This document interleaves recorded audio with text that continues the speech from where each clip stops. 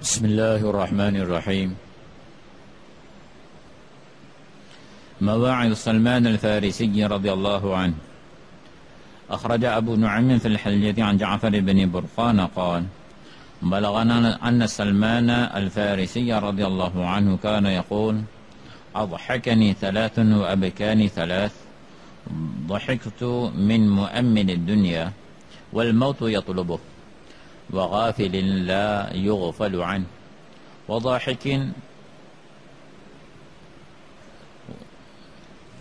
وضاحك ملا فيه، لا يدري أمسقط ربه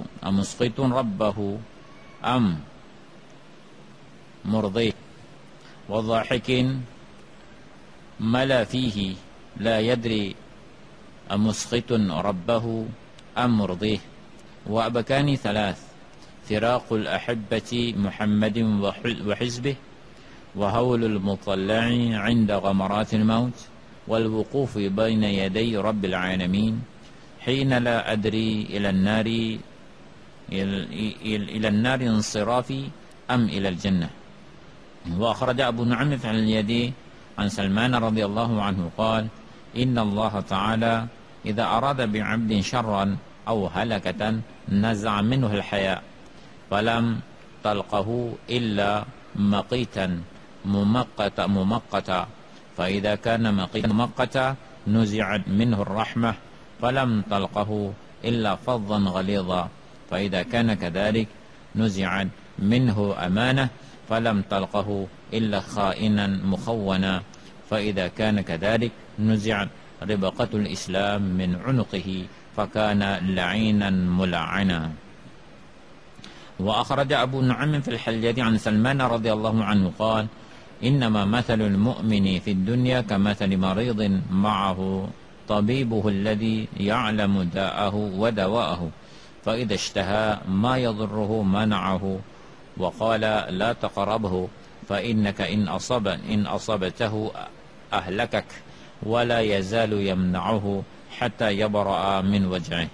وكذلك المؤمن يشتهي أشياء كثيرة مما فضل به غيره من العيش، فيمنعه الله إياه ويحجزه عنه حتى يتوفاه فيدخله الجنة.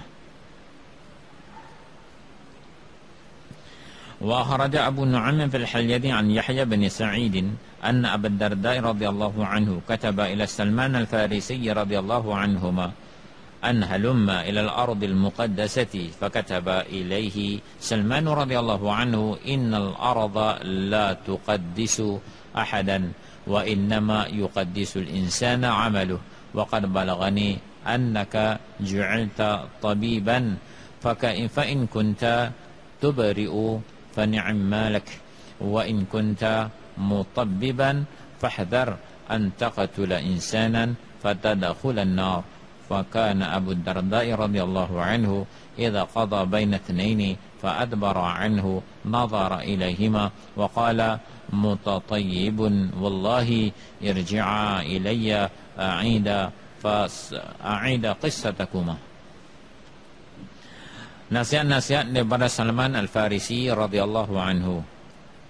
Daripada Ja'far bin Burqan katanya telah sampai kepada pengetahuan kami, sesungguhnya Salman Al-Farisi radhiyallahu anhu adalah dia berkata, mentertawakan saya 3 perkara dan menyebabkan saya menangis 3 perkara. Pertama, saya ketawa daripada orang yang bercita-cita panjang mengenai dunia padahal maut sedang mencarinya. Yang kedua, saya ketawa daripada orang yang lalai padahal dia tidak pernah dilalaikan. Yang ketiga, saya ketawa orang yang ketawa sepenuh mulut, yakni seluas mulut ketawa, padahal dia tidak mengetahui apakah dia sedang memurkakan Tuhannya ataupun meredakannya. Dan menyebabkan saya menangis 3 perkara. Pertama, berpisah dengan kekasih Muhammad sallallahu alaihi wasallam dan jamaahnya. Yang kedua, kedahsyatan yang akan datang ketika sakaratul maut. Yang ketiga, akan berdiri di hadapan Tuhan pencipta sekalian alam. Ketika saya tidak tahu ke mana saya akan pergi, sama ada ke neraka ataupun ke syurga. Daripada Salman radhiyallahu anhu katanya, sesungguhnya Allah Subhanahu wa taala apabila Allah berkehendak keburukan dan atau kebinasaan kepada seseorang, Allah akan cabut daripadanya sifat pemalu, dan dia tidak akan bertemu melainkan dalam keadaan dia bersikap pemarah dan dimarahi. Dia sendiri bersikap pemarah dan dimarahi. Apabila adalah dia bersikap pemarah dan dimarahi, akan dicabut daripada sifat rahmat, sifat kasih sayang, dan tidak bertemu dengan dia melainkan dalam keadaan percakapannya yang keras lagi kasar. Dan apabila keadaan dia demikian itu, akan dicabut daripadanya sifat amanah, dan tidak akan bertemu dengan dia melainkan dalam keadaan khianat lagi dia khianati. Dan apabila demikian itu, keadaannya akan dicabut daripadanya ikatan Islam, dan adalah dia melaknat dan dilaknati. Daripada Salman radhiyallahu anhu katanya, hanya saja perumpamaan seorang mukmin di dunia ini seumpama seorang sakit yang bersamanya ada doktornya yang mengetahui penyakitnya dan ubatnya sekali. Apabila dia berkehendak, orang sakit tadi, dia berkehendakkan sesuatu yang memudaratkannya, doktornya akan melarangnya, dan dia berkata, jangan kamu hampiri benda tersebut ataupun makanan tersebut. Sesungguhnya jika kamu makan makanan ini, ianya akan membinasakan kamu. Terus doktor tadi ataupun tabib tadi melarangnya daripada sesuatu sehingga dia sehat daripada sakitnya. Begitulah keadaan orang mukmin. Banyak perkara yang dia ingin dan teringin daripada perkara benda-benda yang telah dilebihkan kepada orang lain yang dia tidak miliki, yakni diberi kepada orang-orang kafir, daripada kenikmatan kehidupan dan kemakmurannya. Allah menegahnya daripada perkara tersebut dan melarangnya, sehinggalah Allah mematikannya, mewafatkannya, dan Allah akan memasukkannya ke dalam syurga. Daripada Yahya bin Sa'id, sesungguhnya Abu Darda radhiyallahu anhu telah menulis sepucuk surat kepada Salman al-Farisi radhiyallahu anhu bahawa datanglah ke bumi al-Muqaddasah, bumi yang suci ini, bumi yang disucikan.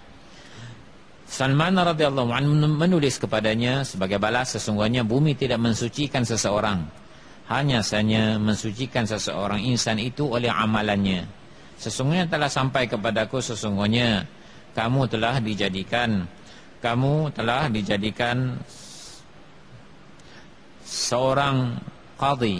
Sini tabib, yang tabib makna dia seorang tabib, doktor yang mahir. Tapi daripada akhir hadis ini, asar ini menunjukkan dia seorang qadhi, sebagaimana satu penafsiran awil muradu bihi qadhiyan. Ini sebagai seorang qadhi yang menghukum di antara orang yang berbalah dan bertelingkah. Sekiranya kamu sebagai seorang tabib, kamu sebagai seorang doktor, kamu dapat beri ubat, atau sebagai seorang qadhi dapat memutuskan sesuatu yang menyelesaikan masalah, maka itu baik bagi kamu.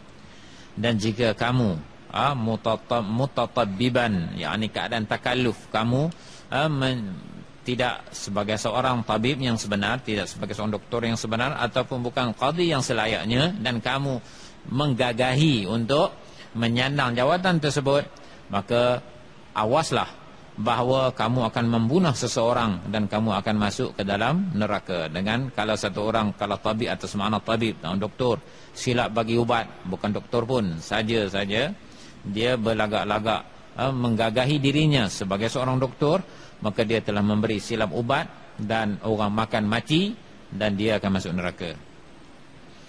Adalah Abu Darda radhiyallahu anhu apabila dia membuat keputusan di antara dua orang, kemudian orang kedua-dua tersebut beredar daripadanya, dia melihat, dia merenung kepada mereka, kemudian dia berkata, sebenarnya aku seolah-olah aku ni menggagahi, tidak menepati keputusan yang aku buat demi Allah.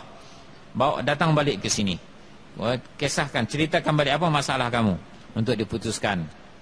Mungkin keputusan yang lain dapat diputuskan atas masalah kamu berdua.